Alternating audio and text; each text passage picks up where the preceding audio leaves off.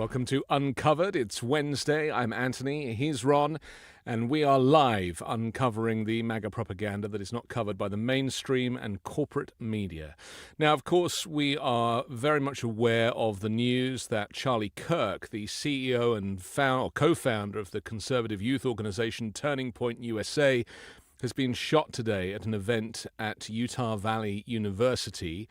Obviously, our thoughts are with him, his family, and those affected. But this shooting clearly comes amid a spike in political violence in the US across all parts of the ideological spectrum. We just heard that he is in a critical condition, currently in hospital. There's no further information. If anything breaks further during this episode, we will, of course, bring it to you. Ron, did you want to say something about this? Yeah, obviously I didn't agree with him on anything. We followed each other, Charlie and I, on social media for a while. He's posted about me. I've posted about him. He's talked about me on his show. I've talked about him on mine. So obviously we have differences, but this is never, regardless of how much I disagree with somebody, this is never the way. This is never the answer. This only results in worse outcomes.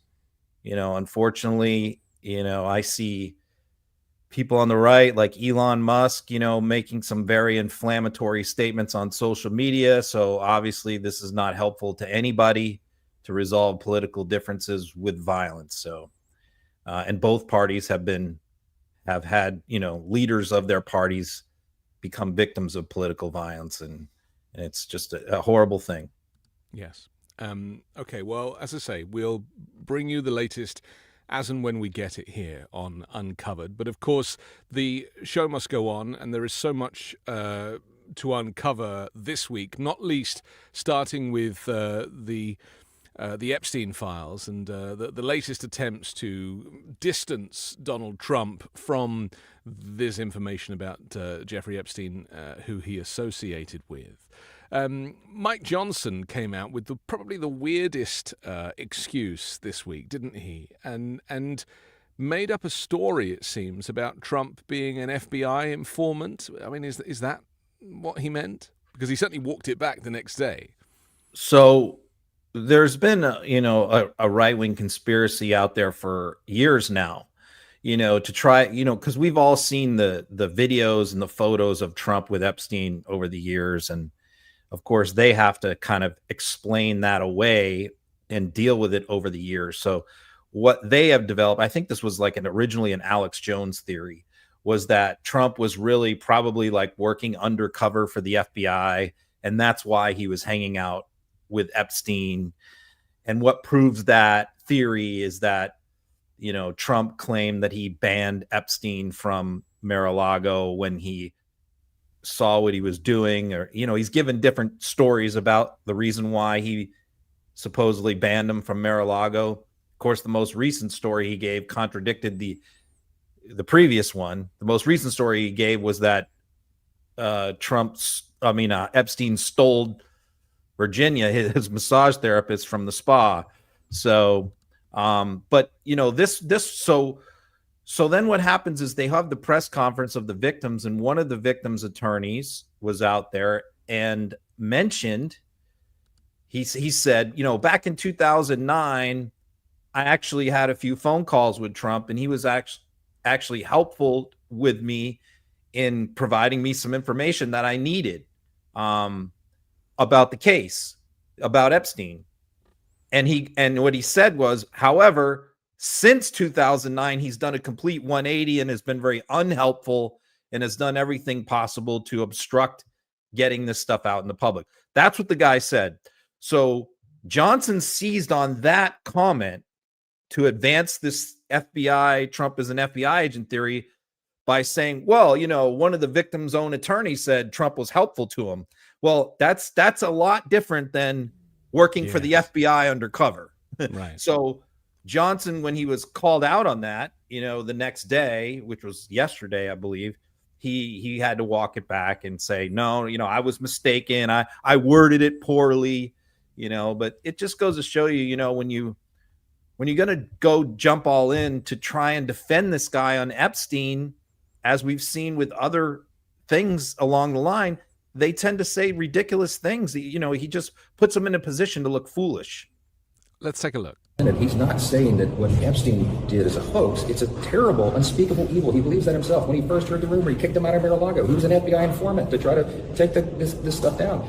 The president knows and has great sympathy for the women who have suffered these unspeakable harms. It's detestable to him. He and I have spoken about this as recently as 24 hours ago. What I was referring to in that long conversation was what the victim's attorney said. More than a decade ago, President Trump kicked Epstein out of Mar-a-Lago.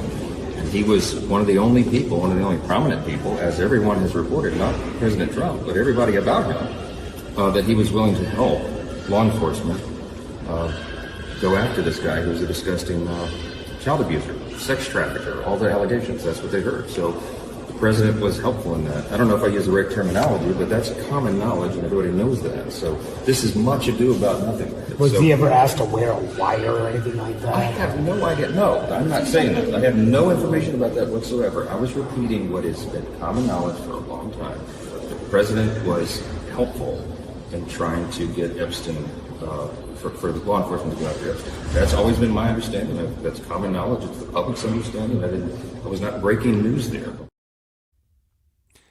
As you say, it's embarrassing, really, to watch somebody who, I mean, he's not just like a kind of minor politician. This guy is the Speaker of the House. He's basically second in line to the presidency after the vice president. And he's just making shit up.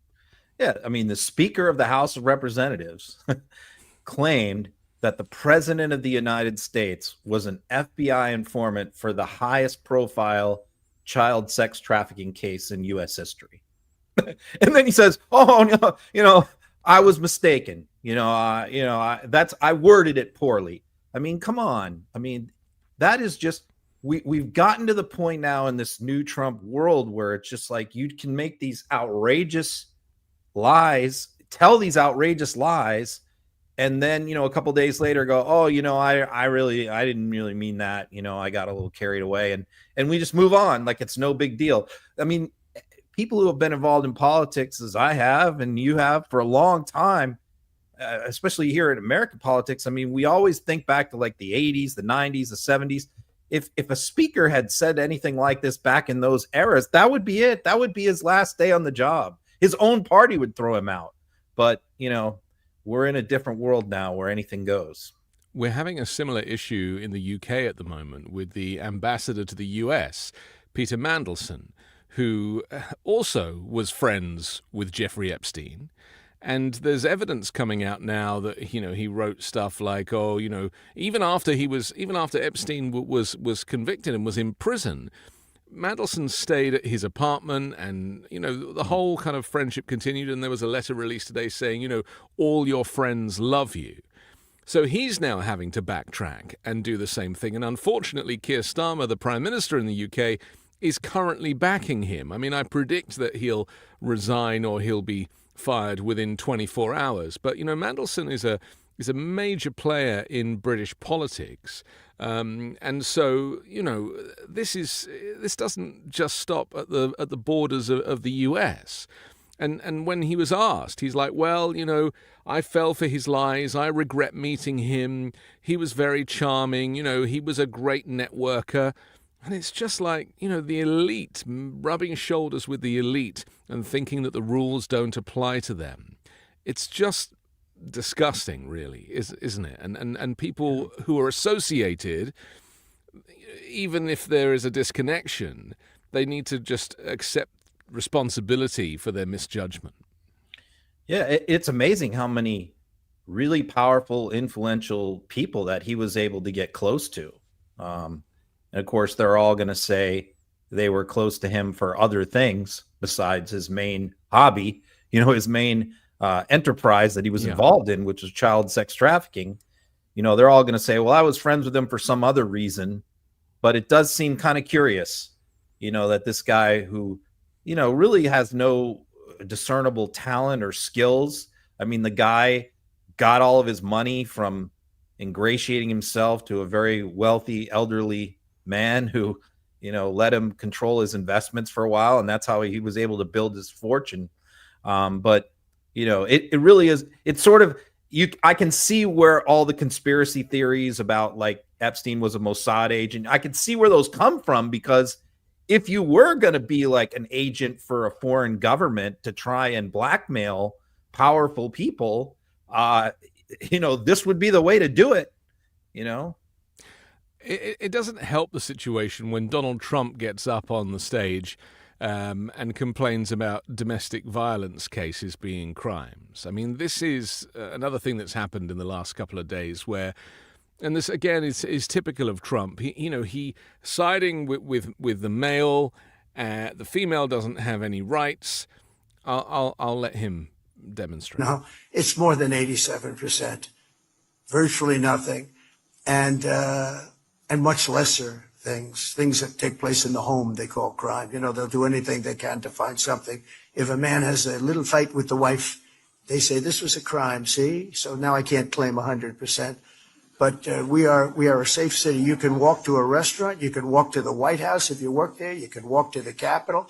And even the Democrats say, I can't believe it, but they don't want to admit it, but I can't believe it. We could do the same thing in Chicago, New York, Los Angeles. We did it. We saved Los Angeles.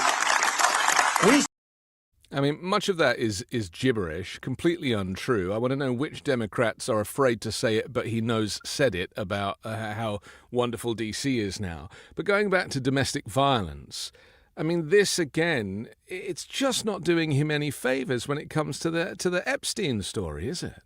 Yeah, it's just, this is one of the most reprehensible things that he's ever said, and he said a lot of really horrible things, but this is like way up there. This reminded me so much of 2020, of COVID, slow the testing down, where he complained, about his numbers, if you test less, you'll find fewer cases. Less cases, test less, don't have everybody go to the hospital. He was obsessed with how people dying and getting sick was going to hurt him politically. That's all he cared about. That's all he talked about. And really that was a time when I was still a Republican. The last year I was a Republican. And, it just, I never voted for him, but I tolerated him, kind of ignored him as much as I could, like a lot of people. But that was one of the things that just like was the end of the line for me. Like the final straw was when he started saying things like that. It just so infuriated me. And like, here we are again. He's talking about his DC crime stats now. And he's wanting to claim, that he cleaned up DC and that there is now no more crime. So that's what you heard him mention. Crime is down 87%. That's a number he claimed. But then he complained about domestic violence arrests. He's saying that it really should be even more than 87%. 100%. But the police keep arresting all these guys for domestic violence. And most of these cases are really no big deal. Husband just gets in a little fight with his wife. That shouldn't be a crime. And, I did jury selection as a lawyer, both prosecutor and defense lawyer, in many domestic violence jury trials. And we always ask this question. We always spend a lot of time on this about, do you think domestic violence should be prosecuted? Because there are a lot of people, particularly the older generations, who think that what happens inside a home between a husband and wife is between them. The police should not get involved. And as long as and I've had many jurors say this in courtrooms, that as long as there's no serious injuries, there should be no arrest made. And, Donald Trump is reflective of that mindset. And you hear him say it right there. I mean, he is clearly somebody who is an emotional abuser. And, emotional abuse is also domestic abuse. Mm-hmm. And, the word narcissist comes up a lot in many of these cases. And Trump has that diagnosis himself. So, of course, he's going to want to side with men. Let's look at this question posed by a reporter to Caroline Levitt in the press room about this very thing that Trump said. As I said earlier as well. Okay, thank you. And Yesterday, the president spoke about DC crime and talked about how there was virtually none. And then he expressed frustration about things that take place in the home they call crime. He said, you know, they'll do anything they can to find something. If a man has a little fight with the wife, they say this is crime. See, now I can't claim 100%. Exactly what crimes was the president referring to? He wasn't referring to crimes. That's exactly the point he was making, Ouija. What the president is saying is that these crimes will be made up and reported as a crime to undermine the great work that the federal task force is doing to reduce crime in Washington, D.C. And I think the president has every reason to believe that, given the efforts of many reporters in this room who actively seek to undermine the president and what he's doing in our nation's capital. We all know that deep inside you all agree with this because you all live here, and I'm sure you are very grateful for the administration's efforts to make the city, which we all reside in, much safer for ourselves and our families. Michael. She's trying Jedi mind tricks there. You know, we all know that you agree with this, don't you? I mean, we have to remember that the White House press room now is just made up of far-right and right-wing news agencies. I use that term very loosely, but that's who they've stacked it with. So there are very few independent or certainly fact-based journalists holding this administration to account. Yeah, you know, presidents over the years say they make gaffes. They make mistakes because they talk a lot. They get asked a lot of questions about a lot of different subjects, and sometimes they misspeak. They make mistakes, and it's really one of the main jobs of a press secretary is to clean up those messes, you know, to come in behind. And this has been true of every president, really. Sure. I mean, they don't say some of the reprehensible things Trump said, but they've all made mistakes on different things over the years. And then the press secretary comes out the next day and says, look, this is what the president really meant. And they kind of clean it up and make it better. And they've had 24 hours to think about how they're going to spin it and all that. However, classic, you know, Caroline Leavitt, she actually makes it worse. Like, her explanation of what Trump meant was actually worse than what Trump actually said. What she's saying is that women are falsely reporting domestic violence cases specifically to make Trump look bad. She says they're not crimes. She said they have a motive. They have an incentive because they don't like the fact that Trump is being successful, you know, and they're trying to make him look bad. You know, again, it's the same thing that they did during COVID. All the doctors are reporting all these cases to make Trump look bad. It's not all about Trump. Domestic violence between a man and a woman is not about Donald Trump's crime stats. You know, but that's what she just said. She just said either the police or domestic violence victims are making all these false reports so Trump's crime stats in DC will look worse. Absolutely, I mean, insane. This proves how deep the sickness of this MAGA republicanism goes, that a woman would not advocate for women. Yep. On a subject that is as infamous as underreported domestic violence. Yeah. And, you know, I'll say this, look, I represented many domestic violence situations. They're not all men, but, you know, 90% are men. I'll just say it. In my experience, about 90% are men. And usually the ones that are women are like where they've suffered emotional abuse and just been pushed over the edge and snapped. You know, very, very rarely is you have a domestic violence case where it's a woman who just, you know, smacked or hit or punched a man for no reason. You know, it's rare. It happens, but it's rare. So when we're talking about women as victims, I'm just generalizing because 90% or more of the time they are. RFK Jr., who is certifiably batshit crazy, has not just, you know, is not causing a kind of health crisis in the United States as he kind of leads the Department of Health and Human Services and the CDC and what have you. He now is suggesting that there are many things that happened in the 1990s that could explain mass shootings. Let's take a look. Switzerland has a comparable number of guns as we do, And the last mass shooting they had was 23 years ago. We're having mass shootings every 23 hours. Oh, there are many, many things that happened in the 1990s that could explain these. One is the dependence on psychiatric drugs, which is in our country is unlike any other country in the world. It could be there could be connections with video games, with social media, or a number of things, and we are looking at that at NIH. So we are doing studies now. We're initiating studies to look at the correlation and the connection, potential connection between over-medicating our kids and this violence, and these other possible co-founders as well. I'm not a religious person, as you know, Ron, but God help us. I mean, the first thing he said there was that Switzerland had a comparable number of guns to the United States. Well, I looked that up. Switzerland has a sixth of the number of guns in circulation, and the guns that they have in Switzerland are former national service weapons that guards are told to keep, but the ammunition is kept separately. What's he talking about? Very strict gun laws. Yeah, very strict gun laws.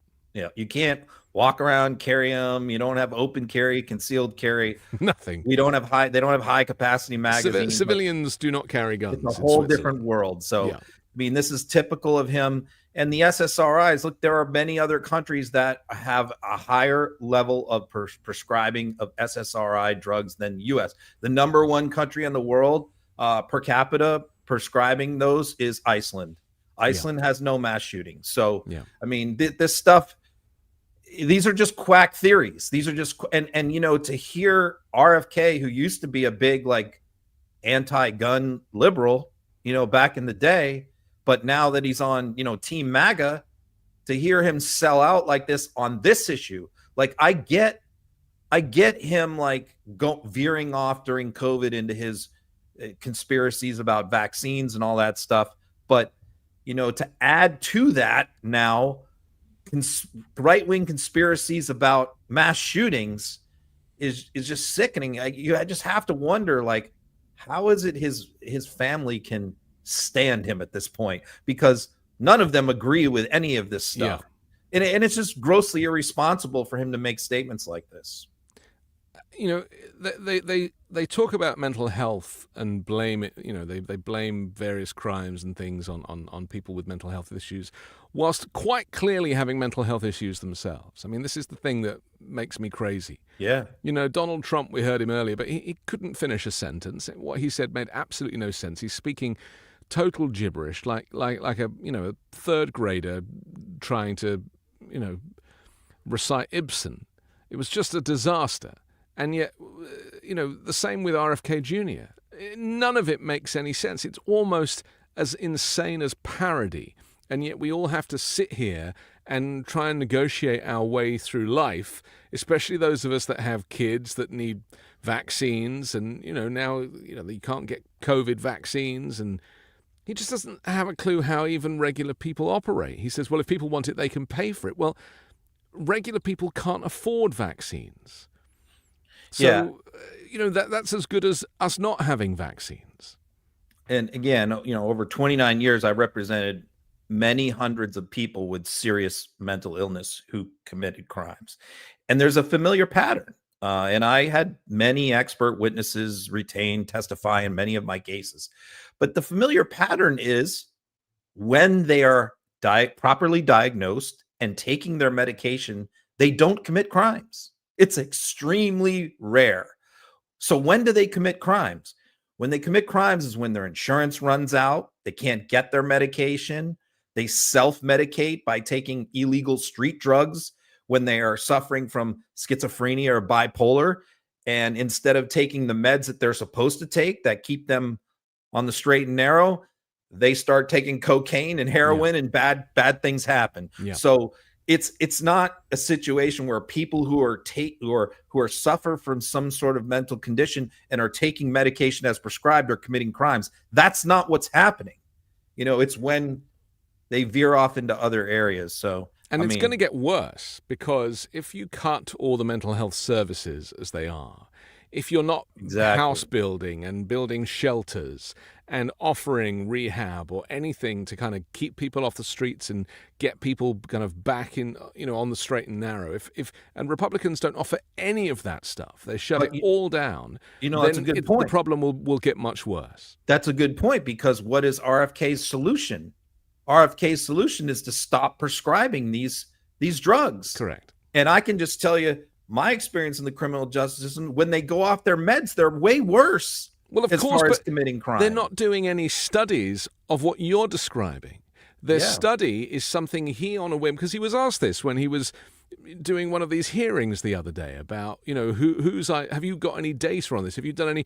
And he's like, well, no, we haven't. No, it's just my idea that It's a theory. this is what I think. It's just a theory. It's been a right-wing theory for a long time, because Right. they always want to find a different reason for mass shootings other than the fact that we're washing 450 million guns, so they always are looking to find another reason. This is a big Marjorie Taylor Greene theory, by the way, the SSRI. This is something she has been advancing for a number of years as her theory, but she's not the only one. So it's a little distressing to hear, Democrat or former Democrat, a Kennedy, who also happens to be HHS secretary, advancing this Marjorie Taylor Greene right-wing SSRI conspiracy. But he shouldn't be anywhere near leadership. And Donald Trump is crazy enough to give him the job, knowing that he is going to cause all this chaos. Trump knows that he's going to make everybody, it's worse and more sick and more unwell and potentially commit more crimes.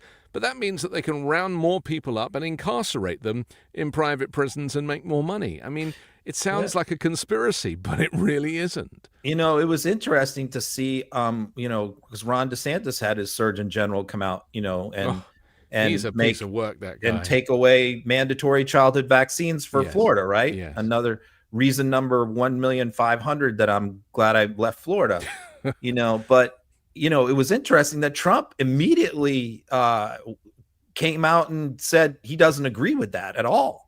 So, and he's always been sort of anti-vax, Trump himself, but so it was very unusual to see him come out and say, oh, no, I think we should look at childhood vaccines and whether, we should. Trump's whole argument is like, we give too many and maybe we should cut back on them, but Trump still believes that a lot of them should be mandatory. Well, his is about That's cost. his position. He doesn't want the state to pay for it.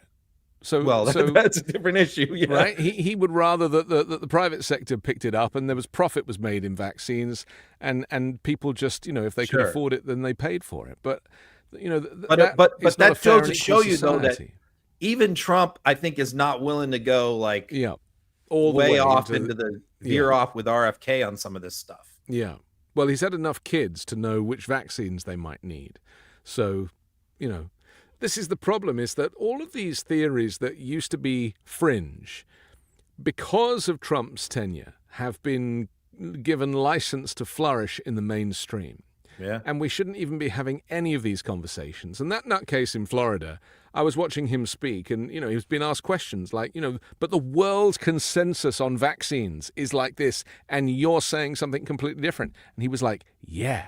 And I was like, oh, man, we are in trouble. He's a true believer. He's like, he absolutely believes everything he says. He's right. He's like almost like a cultist when it comes to being anti-vax. Yes. And so, we went from, with him coming into Florida, DeSantis bringing him in from LA. He was a UCLA med guy. I think he was a professor there at UCLA. So DeSantis brings him in. He had no experience in, what's the name of the word for infectious diseases? I forget the medical word for it, but in that genre, he had no experience in that area. Brought in, and he was brought in. And first, his platform was just like no vaccine mandates for COVID. We're not going to mandate the COVID vaccine, and there's a decent percentage of Americans that agreed with that even though they said people should get it, they don't think it should be mandated. And so, you can kind of get people to swim along on that argument. But taking away childhood vaccines for like measles and stuff, that's where you lose a lot of people. Yeah. I mean, if you want to find a crazy quack doctor, you can find one. I mean, that's why DeSantis had to go as far as California to get one, because, they are out there, and Trump is often citing, and RFK Jr. is always citing these people in white coats, but they're nuts. And they are not part of the serious medical fraternity. They are outcasts. And under this regime, they are back in the spotlight, and it's very, very dangerous. And I dread to think, if there's a pandemic, how this country will cope.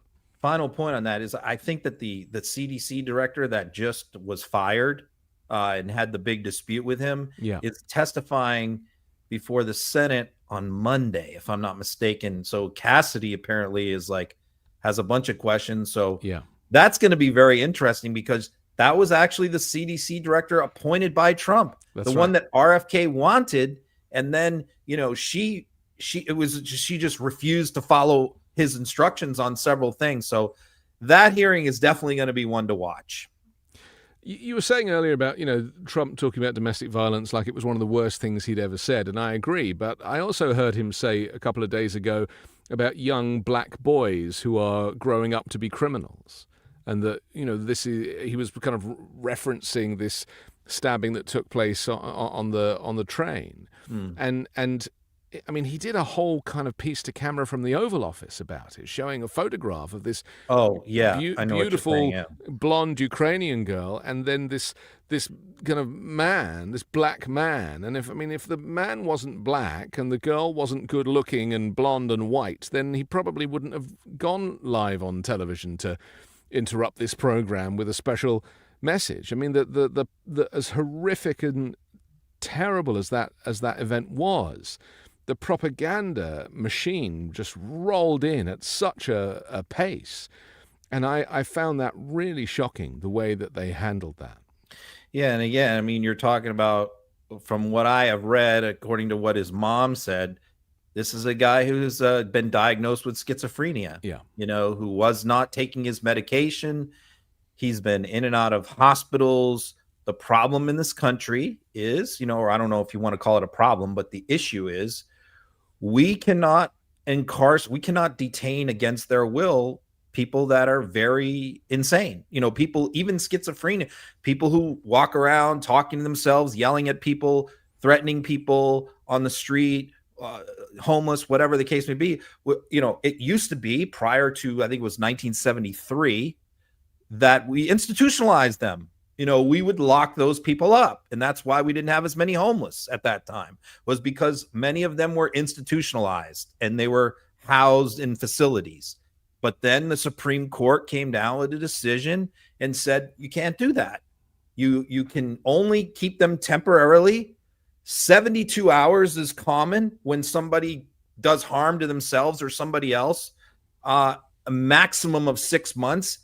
And then if they haven't committed any crime, it's not a crime to be homeless and insane. Yeah. You have to let them go. And this guy apparently was in and out of these facilities all the time.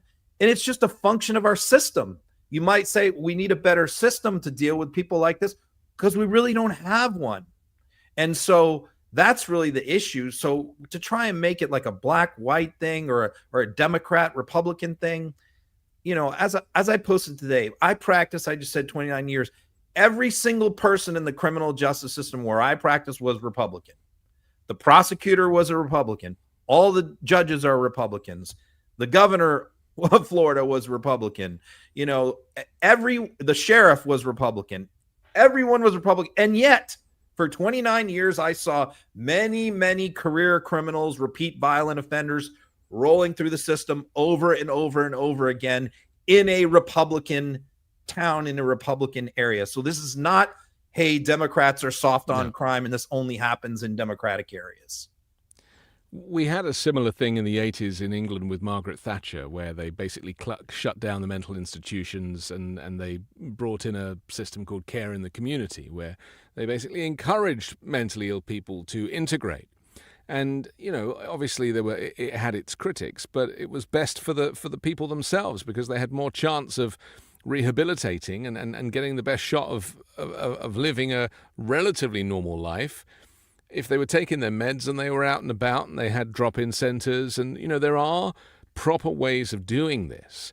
But I just fear that, as I said earlier, the MAGA Republican way of dealing with this is just to criminalize people, incarcerate them, deport them in some cases, make the problem go away. And they're doing it with homeless people as well. It is a truly Machiavellian way of running a government and looking at public service. There was an interesting post from one of Trump's pastors. I think he's like the head of like faith leaders for Trump or something, Dr. Daryl Scott, that I reposted this morning. And he's black and he's very close to Trump. Trump likes him.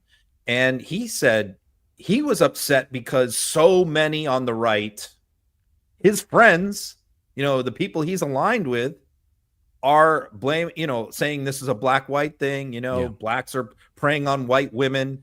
And he's like, wait a minute, we don't. The thing is that we don't do the reverse. We could do that. We could focus on Republican areas, highlight crimes, highlight crime victims in those areas, splash them all over social media. That's what they do. We could do that too, but we don't. I mean, that's not a game that Democrats play. I mean, this is the problem, isn't it? That it does play very well. And, I was watching this piece that Trump did at the Resolute desk where he's holding up this photograph. And my wife is black, and so, we often have conversations about race baiting and growing up black in America. And she was like, he is making a very compelling argument to people who are a little bit racist. Yeah, absolutely. And the people on social media make an even stronger. I can just tell you, my feed, because I follow so many people on the right and Republican politicians and broadcasters and podcasters, literally for like 3-4 days straight, my feed was 80% about this incident. Yeah. Like 80%. So if you're bombarded as you're scrolling day after day, hour after hour with one post after another, racist, Democrats, it's going to sink in. It's going to filter out. It's going to infect your mind. I mean, I got the point. I just couldn't even go on social media for hours at a time because it's all you see. And you wonder, like, why did they have to keep? There are some people like Benny Johnson posted a video of that crime and photos, probably 150 times he posted it over the last 3 days. Well, and because I'm like, to them it's collateral. Dude, why do you need to keep posting this over and over and over again? Because as long as they get the clicks and they're making money off those clicks, they're going to keep doing it. Unfortunately, with that audience, racism sells. And, Donald Trump, who is a eugenicist, he has practically said out loud in the last week or so that black people are predisposed to violence. Yeah, well, I've seen that take all over social media this week.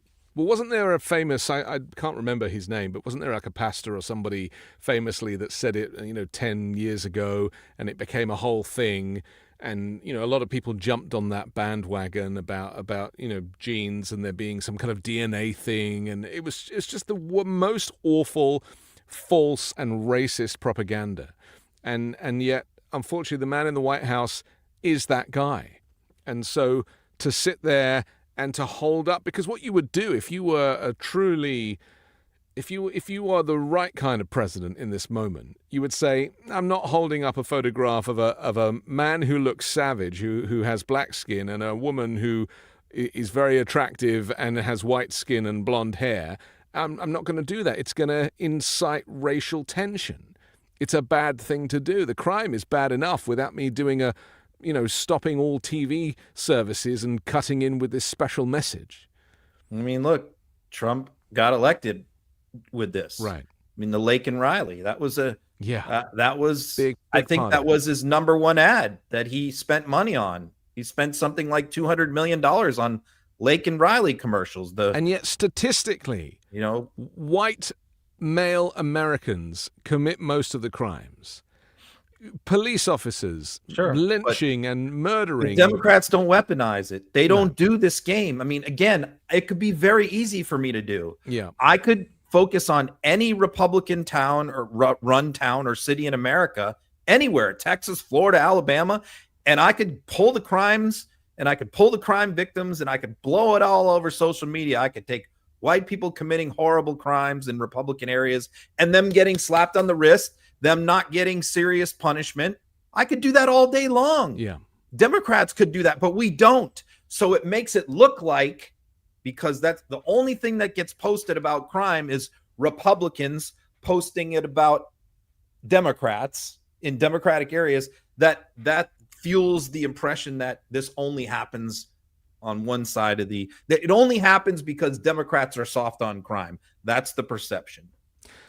Sean Duffy was asked on Fox News about pulling funding to kind of the transit system because it was in a Democrat city. Let's take a look. Stay tuned, he said. So obviously they're on it. All right. Maybe you can explain to the public, because there's no intelligent reason why Democrats are institutionalizing defund, dismantle, no bail laws, reimagine the police, send in the social workers. You don't need people with guns. Maybe you can explain that mindset, because I'm having a hard time getting it. Sean, I have a hard one too, but I think they want to foment chaos. Right? When they have chaos, they can disassemble society, which is what I think they're actually trying to do. And it's frightening. But I'll tell you this, Sean, I can't pull money today from their transit system. I actually have to do an investigation. That's what the law requires. We start that investigation tomorrow, and I guarantee all your viewers that if I find what I think I'm going to find, they are not going to have your federal tax dollars going to their public transportation system. Zero, none, nada. Yeah. All right. We appreciate it. Sean Duffy. Thanks, you. Sean. What a ridiculous way to want to deal with a subject like this, to pull money from the transit system. I mean, well, here's how this works. I mean, go on. He's sitting there. All these guys are always looking for ways to get in on the culture war games. Yeah. When things are going viral, when things are all over Fox, they all want to find a way to get in on it, right? So here you have the transportation secretary, who's also in charge of NASA, by the way, too. Sean Duffy, right? That's so he's right, in charge of air traffic controllers, trains, buses, doing everything. Everything, right? Yeah. And I follow him on social media, and I saw him that morning saying, I think I figured out, how to get involved here. He's like, I'm going to pull funding from the Charlotte, North Carolina public transit system because of this crime that occurred. And so he puts that out. Boom, he gets an invite on Hannity. Right? I mean, he goes from Hannity would have never thought to book Duffy to talk about this case, but he's going to highlight this case on his show. And Duffy figured out a way to get himself on Fox primetime with this ploy. And you hear what he says. I want to pull all their money away from them, but I can't. I got to do an investigation, but I'm pretty sure I know how this investigation is going to turn out. And if it does, I'm going to take all their money away. So because a crime occurred on the train from a random schizophrenic guy who's been in and out of mental hospitals, we are now going to pull funding for public transit for all the people in Charlotte, North Carolina. And who uses it? Working people, working class people, lower income people typically are the ones using public transit. Not all, but a lot. And they depend on it for how they get to work every day. So he's talking about you're going to strip all the funding away from the train system because of this schizophrenic guy committing a crime. I mean, that is the mentality. But really, he's not really doing it for that reason. I mean, how does that solve the problem, right? He did it to get on Fox. We have an update on Charlie Kirk. This actually comes directly from Donald Trump, who it's been announced that Charlie Kirk has died. Donald Trump has just written on social media, "The great and even legendary Charlie Kirk is dead. No one understood or had the heart of the youth in the United States of America better than Charlie. He was loved and admired by all, especially me, and now he is no longer with us. Melania and my sympathies go out to his beautiful wife, Erica, and family. Charlie, we love you." So that was literally posted just a couple of seconds before I announced it. We are also hearing that a spokesperson for Utah Valley University has retracted an earlier claim that a suspect in the shooting is in custody. In a statement, the university spokesperson said, "We can confirm that Mr. Kirk was shot, but we don't know his condition. The suspect is not in custody. Police are still investigating. Campus is closed for the rest of the day." Obviously, that came out about 15 minutes earlier than Donald Trump's announcement. So just to say again that Donald Trump has said on his social media, announced the death of of Charlie Kirk. I saw a bunch of videos posted of an older gentleman, white guy, who was supposedly the suspect detained, but I think as it turns out, maybe that's not the guy. And that's also why I sort of, in these things, always have a policy of kind of waiting 24 hours, because you got to be careful. Yes. All the stuff that gets, tossed around on social media. But, we have to take a quick break, but we're going to come back and talk about the international conflict that is now underway, considering that Russia's drones have incurred upon Polish airspace. We'll do that next here on Uncovered. You can wear it when you go fishing in the morning, when you're running errands in the afternoon, and then hit a patio for drinks that night. And the shirt will hold up the whole day. That's Poncho. Poncho makes the ultimate outdoor performance shirts for men. Seriously, it's the one shirt that I keep reaching for. Super soft, right out the box, just the right amount of stretch, and it breathes like a dream. A vented back, total lifesaver on hot, humid days. But it's not just about comfort. The shirt looks good, clean fit, nice structure, rolls up nice, and somehow works whether you're hiking, traveling, or heading out for dinner. Mine's the classic denim shirt known as the Fort Davis. Goes with everything. Plus, they pack in all the smart stuff like a hidden zipper pocket and built-in lens cloth and even a loop to keep your sunglasses from vanishing. Poncho's got a bunch of great styles and fits, original Western, denim, ultralight, and all backed by their Poncho promise, free shipping, free returns, and free exchanges. So, if you want a shirt that feels like your favorite tee but performs like gear, head to ponchooutdoors.com/uncovered for $10 off your first order. That's PONCHO outdoors.com/uncovered. Go try one out. When you start a podcast, it seems like you have to figure it all out on your own. Scripts and setup and filming schedule, logos. It can be super overwhelming, and every day seems to introduce a new decision that needs an answer. When you're starting off with something new, it seems like your to-do list keeps growing every day with new tasks, and that list can easily begin to overrun your life.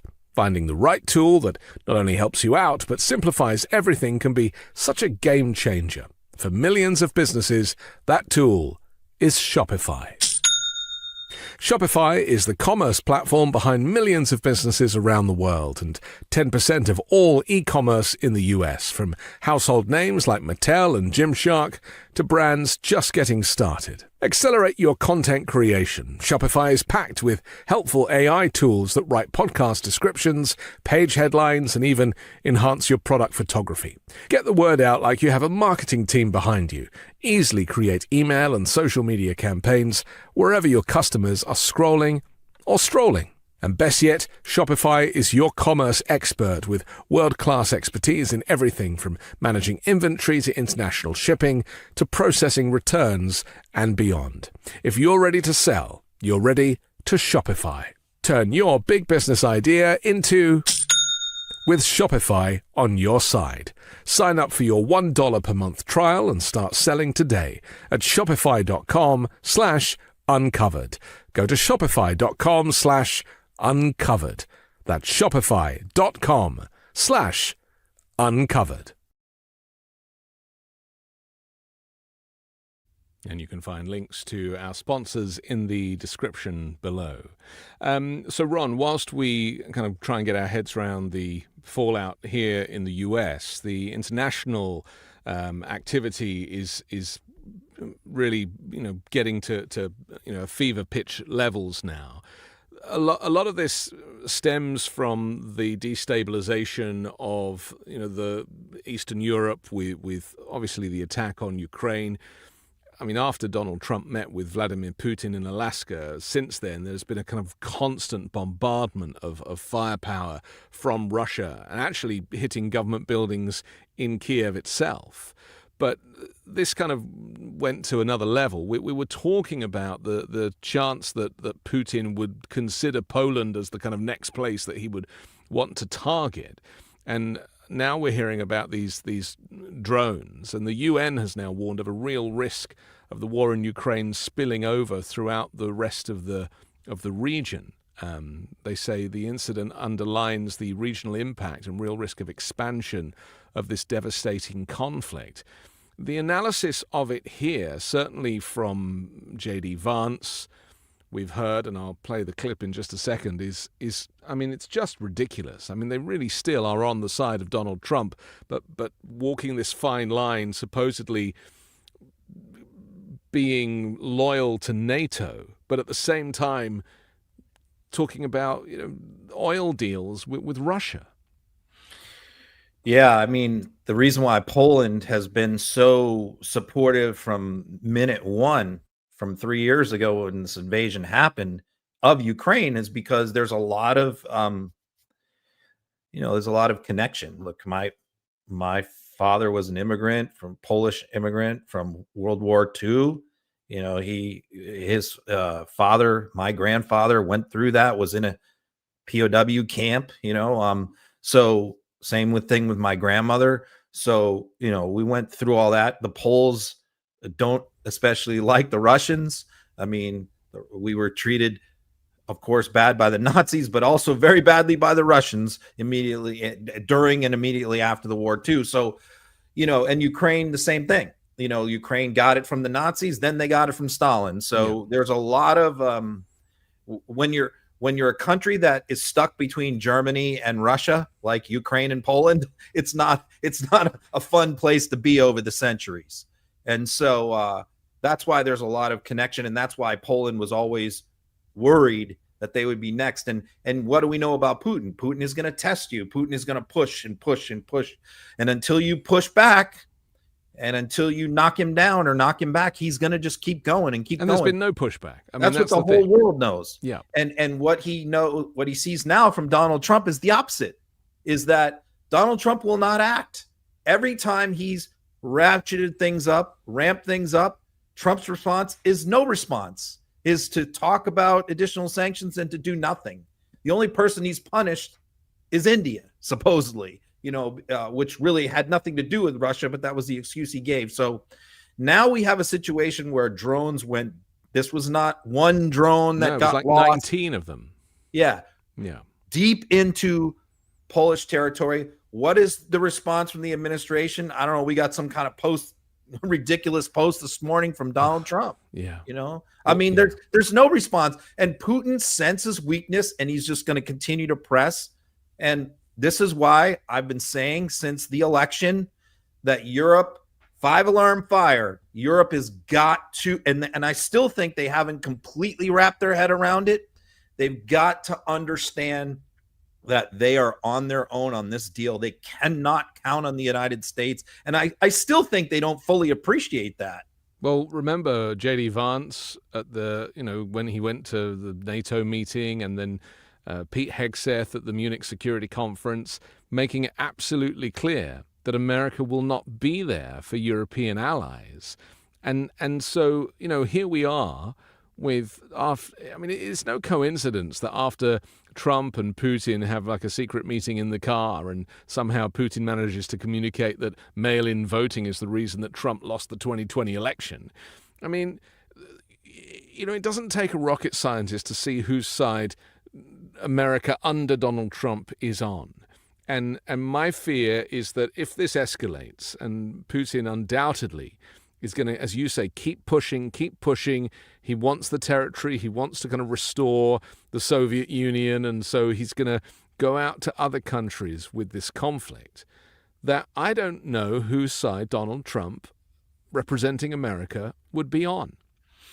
Because the same justifications that he makes about Ukraine, he could make about Eastern Poland. Yeah. Oh, there's a lot of Russian speakers in Eastern Poland. The Nazis have taken over. You could go back 1,000 years. Yeah, there's Russians. All these BS, historical arguments that he makes about Ukraine, he could make them equally about Poland. And so that's why they're concerned. The Baltic states too. That's why they're the most concerned. So, it'll be a miracle if we actually get anything from Donald Trump against Vladimir Putin. And in fact, as you mentioned, they're talking the opposite. Vance was out there yesterday talking about how we need to buy a bunch of Russian oil now, and we need to start doing business with them. And so much for America first. That Putin will behave if we start, trading Putin with is Russia. like the richest guy in the world, right? I mean, he's not going to be swayed by finance. They don't understand that Putin does not want peace. Putin likes conflict. He likes war, and that's the central. That's what infuriates me every time Trump comes out and says Putin wants peace. Both sides want peace. I'm like, no. What makes you say that? Well, Putin has never wanted peace. It's cover. It's a convenient cover, as is what we're about to see. J.D. Vance going on Matt Gaetz' show on OAN. Matt Gaetz giving his full Ming the Merciless with those incredible eyebrows. Let's take a look. Sources have told me that Russian President Vladimir Putin has suggested that sanctions relief could result in Russia moving more of their energy commodities in the U.S. dollar, functionally giving Russia and the United States a lot of control over U.S. energy markets. That could lower energy costs for Americans. Do you see economic cooperation with Russia as one of the things that could bring an end to some of the hostilities that we want to see concluded? Yeah, Matt, absolutely. And it's one of the carrots that we've thrown out there. And the president's been very open with both the Europeans and the Russians that he doesn't see any reason why we should economically isolate Russia except for the continuation of the conflict. He wants the killing to stop. And then on the other side of peace, he's very open to a whole host of economic arrangements that are beneficial to the United States of America. I mean, let's be honest, whether you like or dislike Russia, whether you agree or disagree with their underlying arguments for the conflict, the simple fact is they've got a lot of oil, they've got a lot of gas, they've got a lot of mineral wealth. And I think the president is absolutely right that once we get this peace settled, we could have a very productive economic relationship with both Russia and Ukraine in the future. And frankly, Matt, if we had a better relationship economically in Eastern Europe, in that region of the world, it might actually be the best guarantee of a long-term peace, because once you've got good economic relationships with people, you don't want to blow that stuff up quite literally by restarting a war. So it's interesting, Matt, the president is very much on this wavelength. Let's get the peace. Let's create some economic cooperation between Russia, Ukraine, and the United States of America, and let's set the table for a long-term durable peace. What we had in the last administration, Matt, as you know well, I mean, we were talking about this stuff when we were both on Capitol Hill, is that Biden just wanted to funnel more and more money into Ukraine. He wanted to give more and more weapons, more and more of America's wealth. There was no plan and no real effort to engage in diplomacy to try to bring this thing to a close. The president recognizes it's not easy, recognizes that sometimes, the Russians and the Ukrainians obviously don't see eye to eye, but we've got an opportunity, we think, to bring an end to the conflict and to actually create some real prosperity on the other side of a peace. We're going to keep on working at it. Again, I don't know how long it's going to take, Matt, but I guarantee eventually some sort of peaceful settlement is going to come out of this war. It's just killing way too many people. And I think in their heart of hearts, both the Russians and the Ukrainians are exhausted with the fighting. Yeah, it's convenient, isn't it, to kind of make this about trade. I mean, it's a little bit like Trump saying he stopped 7 wars. I actually made a video about this the other night, and I detailed exactly what these so-called wars that he so-called stopped were.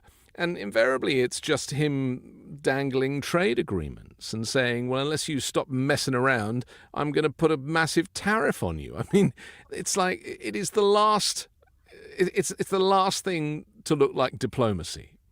Yeah, Putin initiating this war was not about trade. It wasn't about money. It was about power and control. And he wanted control over the Ukrainian government. And he had it for a while, and then he lost it with his puppet. So, it's three things about what he just said to me. Like, first of all, he kept continuing to conflate Eastern Europe with Russia. So he kept saying Eastern Europe and Russia. We need to have business relationship with Eastern Europe and Russia, and that will help keep the peace. And it's like, wait a minute. Eastern Europe is one thing. I agree. We need to have economic relationships with Poland, with Lithuania, with Ukraine, with all these countries in Eastern Europe, and that's a good thing. Russia, on the other hand, not. They have a gangster government, a fascist government with a murderous dictator and an corrupt oligarchy. Establishing business and trade relations with that country is a far different thing than with Poland. Okay, so for him to merge the two is offensive to me. So that's number one. So I agree, we should trade with Eastern European countries, not Russia. Number two, Trump's whole thing was energy independence, that we have his whole platform, that America has so much energy, so much coal and natural gas, that we don't need any energy from any other country, that we're going to produce so much energy under his administration that we're not going to buy any from any foreign country. In fact, we're going to export it. Now we have J.D. Vance saying we need to buy Russian oil. Yeah. What? We need to buy Russian oil? This is the proof that the oligarchs have taken over. This is the proof that the oligarchs, with their links back to the Kremlin, have control of the White House. Because what we're hearing out of the mouth of J.D. Vance are Kremlin talking points. Yeah, this is what Putin wants him to say. Absolutely. And the other thing is, okay, let's say he talks about oil, but then he talks about other business relationships.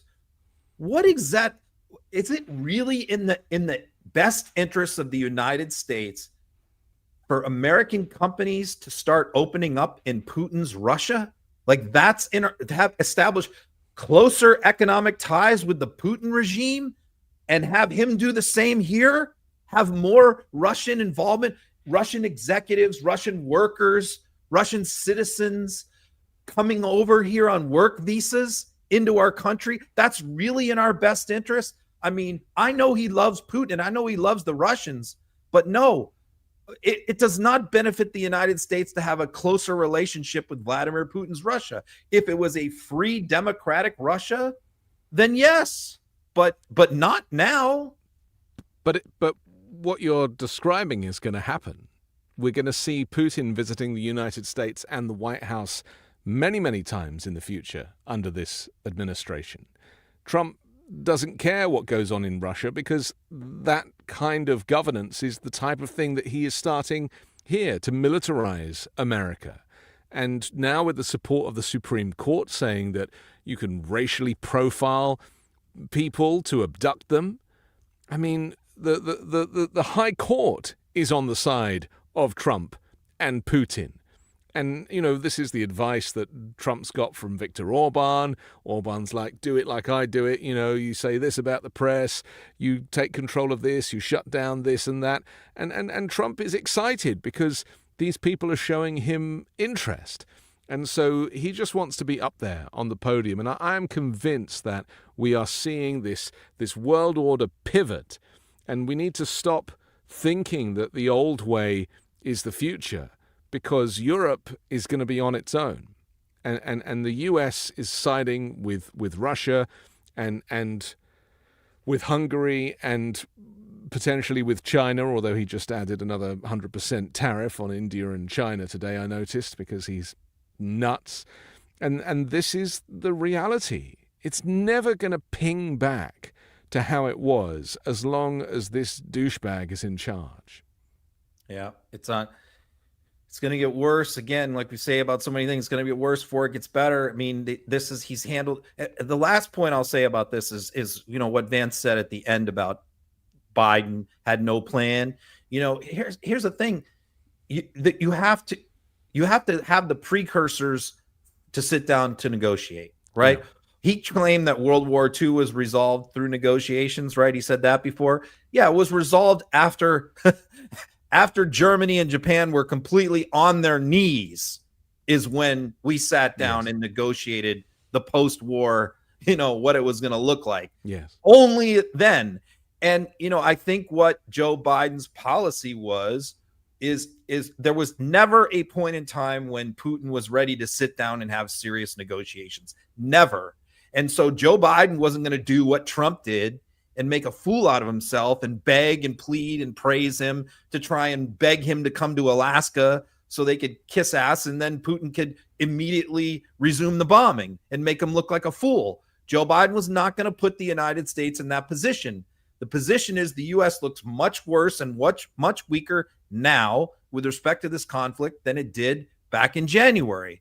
And that's all because of Trump. So what if the Biden doctrine was to get Putin to a point where this war would become so painful, such an extreme loss of life, to ramp up European defense spending, get them involved and hand it off to them over time. That really was the plan.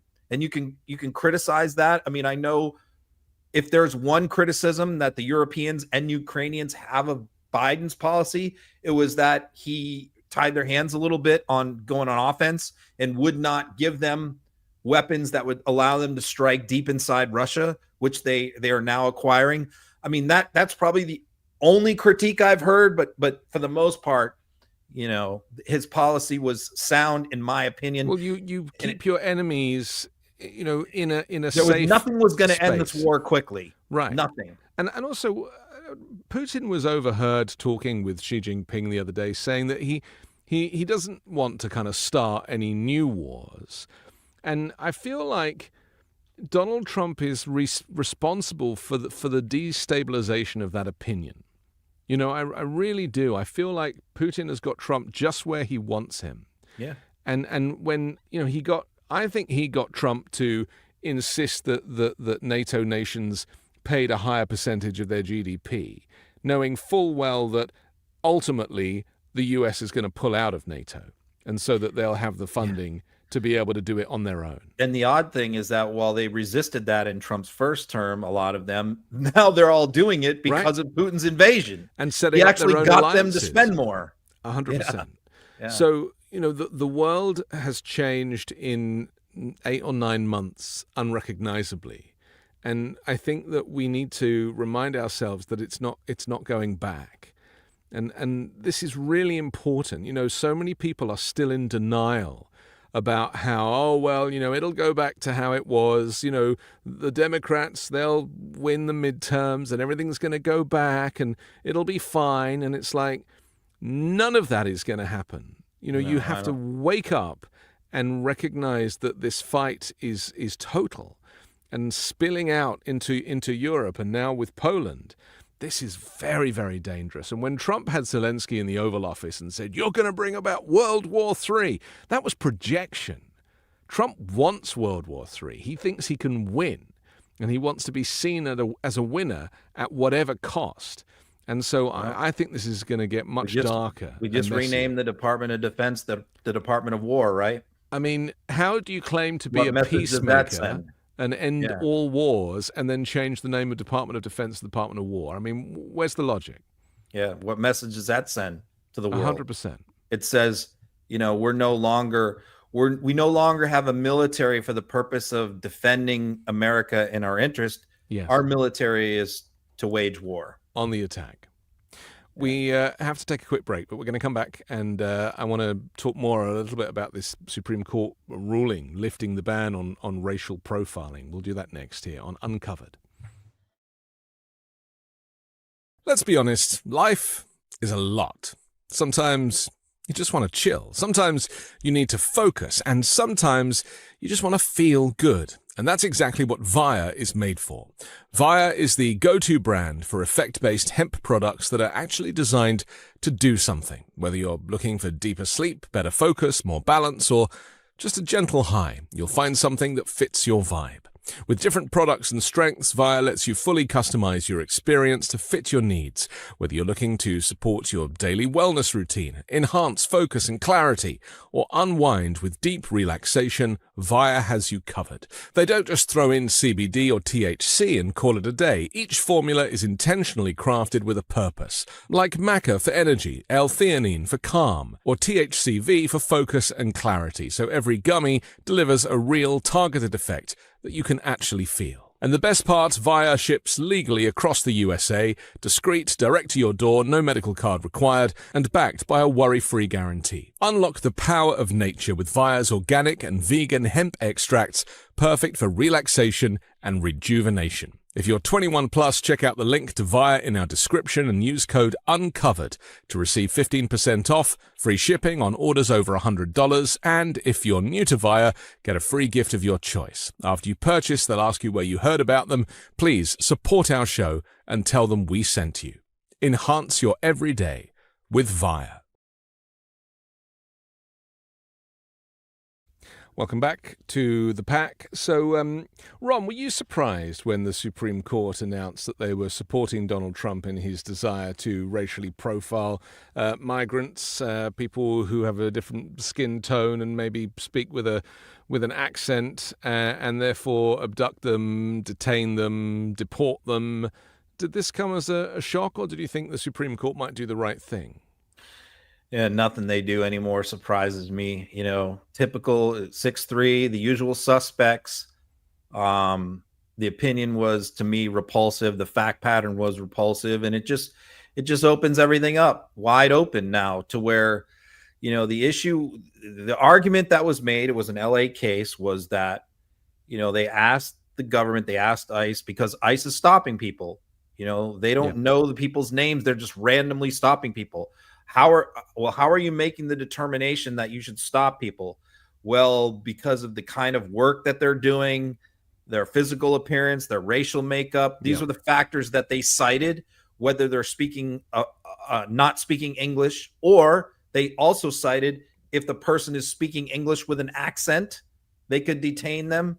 So they talked about like manual labor job, like the kind of jobs that migrants usually have, low the paid way jobs. Migrants usually look and sound can justify detaining you. And if you don't have proof of citizenship on you, you could end up in a lockup sitting there waiting for your wife, your girlfriend, boyfriend, whatever relative to bring stuff down, bring your green card down there to get you out. And we have seen many legal people with green card, people, even U.S. citizens, end up locked up because they don't have proof of citizenship because they happen to have an accent or something. So the Supreme Court said, that's okay.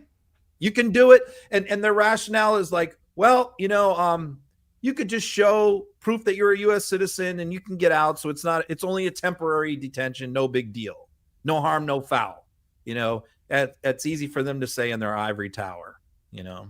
It just adds insult to injury for hardworking people in the US who've come here for a better life. A lot of these people are in the system. They're going to their court hearings. They're trying to, you know, they've either seeked asylum, they're now seeking citizenship. They're trying to do everything the right way, and including paying their taxes. But that's not good enough for the Trump regime, who are trying to make America white again. And so, I don't know, I just feel like we keep crossing the Rubicon every week. Well, another thing.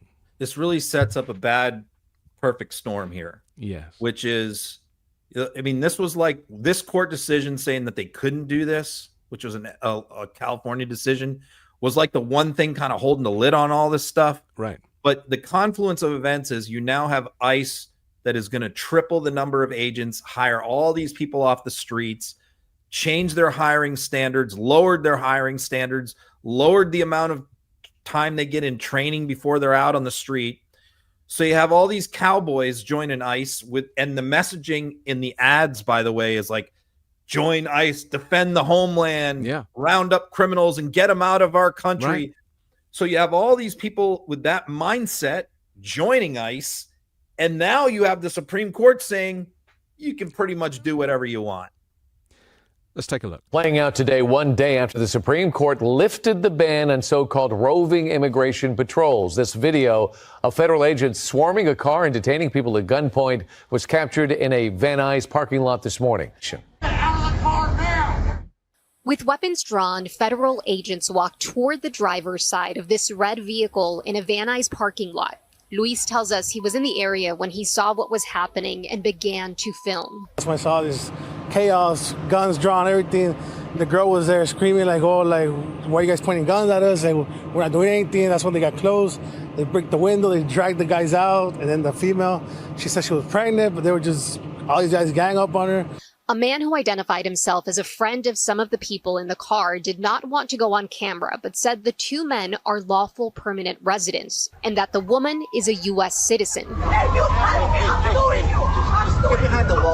On the passenger side, an agent points his gun at a woman who said, "If you touch me, I'm suing you." She then steps out of the car.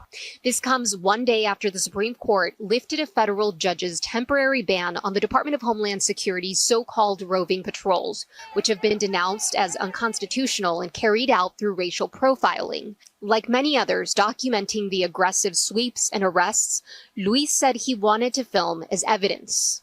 They're always doing something they're not supposed to do. So what we need witnesses, we need people recording because, we didn't do, no, you know what, we got you on tape, bro, because all this, they do a bunch of stuff they're not supposed to by the book. The man who says he knows some of the people in the car says the woman was released and that the two men are in immigration custody.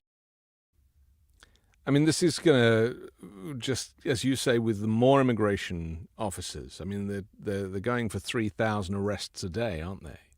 I mean, there's not enough people to arrest, which is why the net is widening. I was reading about a woman who wrote a bad check like 20 years ago for $25. Yep. She's a criminal, right? Now she's a criminal. And, yeah. You know, she's a green card holder, and she went to Ireland for a funeral and came back with her U.S. citizen husband, and there was a police officer waiting at the airport and detained her. And a Trump supporter husband. And he said, "I now regret voting for Donald Trump." Yeah. I mean, this is happening a lot, right? Yeah. And an Hispanic vote, by the way, is the reason why Trump won the 2024 election, is because the Latino vote flipped big time for Trump. He only lost the Latino vote by 6%, which was, he lost it by 20% in 2020. And he's now underwater like 34% with Latino voters because of this. Because, you know, I think a lot of them thought, well, I'm legal. I have citizenship. I have a green card. So this is not going to affect me. And what they're seeing is all around them, their world is being ripped apart. Restaurants they go to, friends that they know, relatives, boyfriends, girlfriends of their kids are being apprehended, deported, harassed, you know, all this stuff. A lot of them never thought it was going to happen to them. And so they voted for Trump for other reasons. And now they're regretting it, which, by the way, could really blow up in their face in a state like California, where they just did the redistricting and they just moved out a lot of Republicans in safe districts into Democratic districts, weakening them. And a lot of those districts are now heavily Latino populated districts, the ones that are weaker Republican districts. So if this trend continues where Latino voters are fleeing Trump in droves, that could lead to a disaster for the Republicans in Texas. That could make their redistricting blow up in their face. And there are a couple guys talking about that this week. Ted Lieu was talking about that. Yeah. Mike Madrid, who's been a Latino voting consultant for many years, he said, look, I think what Texas is doing right now coupled with the immigration stuff, could really blow up in their face. And that's why J.B. Pritzker and others have been saying that they're convinced that Trump won't allow elections to take place in the midterms, because there are enough reasons now, and I'm sure the assassination of Charlie Kirk will only add to this, where he will claim that the country is, you know, going to hell in a handcart and, we have to have the military on the streets. I mean, Mike Johnson was arguing for this yesterday and saying, why wouldn't you want the military on the streets? I mean, surely it's the best way of dealing with crime. I mean, so that's supposedly from a man of God, that we're getting to a point now where the militarization is going to take precedent over democracy. Yeah, where it becomes normalized to see troops on the streets, tanks, Humvees, military vehicles, assault weapons, masks, camo. I mean, I can remember when I first started teaching at the police academy in Florida and Sarasota, like almost 30 years ago. I mean, the number to see a police officer in like camo was very, very rare. Yes. Talking about mid 90s. Like it was only like SWAT team, like certain units, and that like 4 or 5 guys in an entire agency might have those uniforms. Sure. But it was very, very rare. Now, almost every police agency looks like, they're ready to roll into Fallujah. Well, the last time I saw it was Trump's first administration, when he put the National Guard on the streets and shops were boarded up. And I was, this was off the back of the BLM protests. And I was like, we shouldn't be seeing this. So we're getting used to that. We're getting used to police looking like special forces in a war zone. And the numbers of them that they're trying to recruit now don't have the training. And as you say, these kind of America needs you style ads, these conscription style ads to get effectively, racists. I mean, who'd do that job? I've heard that from some of the people shouting at ICE agents, like, why would you do this job? And every ad and poster has been a white male. Yes. Every single time. Yes. And, and it's defend the homeland is the slogan. And that plays into Trump sitting there holding the photo of the black man looking like a savage and the beautiful blonde girl who is now deceased. So what personality types are you attracting for those jobs when that's how you're advertising it? It was amusing, though, to see Trump going out for dinner in Washington, D.C. to some seafood restaurant, because he's on a seafood diet, as we know.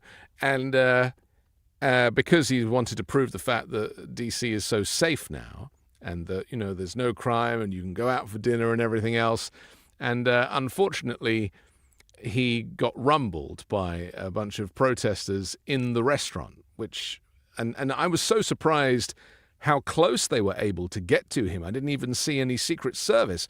Were they sitting down for dinner? Like had they bought dinner first and they were well dressed and they gave, they were patrons of the dining room, I guess. But this was a serious security breach. Let's take a look. Fox News alert, Donald Trump is out on the town. Dinner with members of his cabinet in D.C., showing it's safe to walk around the city after deploying the National Guard. Crime, as we know, has plummeted in the city, but President Trump talked to reporters just a few moments ago. Yes. That wasn't the protester clip, yeah. It was not the protester clip. No, I don't think I have the protester clip. Oh, yeah. Well, I mean, I think probably everybody's seen it, but it was actually like some Free Palestine protesters that were yelling because I heard Palestine in there. But they were also complaining about the military on the streets of D.C. Yep. But this was not announced, so they were either in the restaurant or like right in the area when this went down. But the Ingham clip is even more funny because it's like Trump is showing how safe the city is by going out to dinner. First of all, this is like a block from the White House. Yes. He very brave of him. And how this all started was a reporter about 4 or 5 days ago. Trump was bragging about there's no crime, telling his usual lies. Like nobody went out to dinner before. Everyone was afraid to go out to dinner in DC. All the restaurants were going out of business. Then I put National Guard and now everyone's going out to dinner and everybody's happy. And a reporter pointed out to him, well, how do you know? You have never gone out to dinner one time. Yeah. He never went out to dinner in DC during his first term, not once. And he hadn't done it this time either. So the reporter's like, how do you know what the restaurant scene is out there? You've never even been to dinner. So of course, typical Trump, whenever he gets called out on something, loves the he challenge. immediately then does it, right? Yeah. So he's going to show everyone that how safe DC is by going out with like 100 Secret Service agents unannounced to a restaurant a block from the White House. That proves now that everything's fine, that it's safe. Well, why don't you go out on your own and prove that? But again, it's just typical Trump. And he goes to a chain restaurant too, by the way, not like a local mom and pop, Yeah. It's just so performative. But I was just surprised when I saw the clips that, the Secret Service didn't jump on these people and take them to the floor. They were allowed to continue their protest. And Trump is just one single table away from them. And he's just standing there kind of looking like he's never seen real people before. Yeah. A point about that is that I saw multiple posts from like people like Laura Loomer, Marjorie Taylor Greene that were furious at the Secret Service. Yes. When that happened, saying exactly that. Like, how are these people able to get so close to Trump? How is this happening? Why aren't they doing anything? Why aren't they dragging these people out? They took them out quite gently, actually. After the Kirk thing, happened today, I saw those being regurgitated again saying, yeah, by the way, how did those people get so close to Trump? So, yeah. J.D. Vance, though, is suggesting that Donald Trump is like a Marine general anyway. He went on the Lara Trump's show to talk about this. Let's have a look. That's right. Well, in ways big and small, actually. It would not have shocked me if I had learned after knowing him that your father-in-law had been in the Marine Corps, because, and of course, he didn't serve in the Marines, but he has a very Marine Corps style of leadership where he's very willing to delegate and he trusts certain people. And when he trusts those people, he's willing to give them a task and say, go and do it, come back to me and report in a week. Whether you're a Lance Corporal or you're the Commandant of the Marine Corps, everybody has a few people that report to them. Everybody has a critical task that they have to do. And everybody is a critical part of that chain that connects us from the lowest of the low to the highest of the high. Yeah. Bone spurs. Yeah, so I think JD's experience in the Marines was a bit different than mine. We've talked about this before, where he was a correspondent, where he wrote like press releases at division headquarters or something.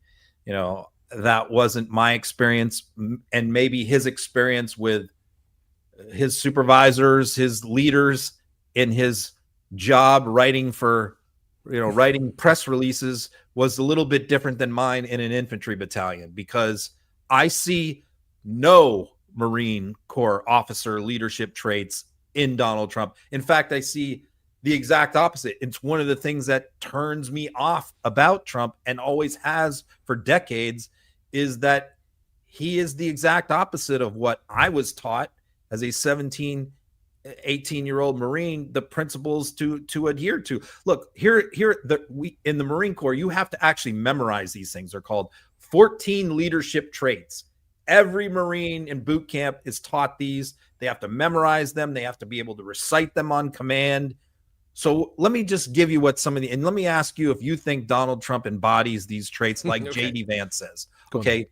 Justice, judgment, dependability, decisiveness, tact, integrity, bearing, how you carry yourself, unselfishness, courage, loyalty. Those are some of the traits. I mean, that's what he's saying Donald Trump is? Didn't even score one of those. But isn't it crazy that people like Vance and all of the sycophants in this orbit, they know that Donald Trump is a draft dodger. They know that he knows nothing about the military or international relations or diplomacy, that he's actually just screwing up the world order right now. So they're having to kind of give him these little kind of gifts of these one-liners. Oh, well, Trump's like, as if he was in the Marines. I mean, this language, it's completely absurd. And yet they think that people are buying this stuff. Well, because some do. I mean, this has always been something that's really, really bothered me, is the fact that Trump was a draft dodger. Trump never did anything for anyone in the military his whole life. In fact, he told his John Jr., who was toying with the idea of joining the army, supposedly, that he would disown him if he did that. and cut him out of the will and all that kind of stuff. Yeah. None of the members of the Trump family served in the military. We know that they were always against that. Fred Trump was against it.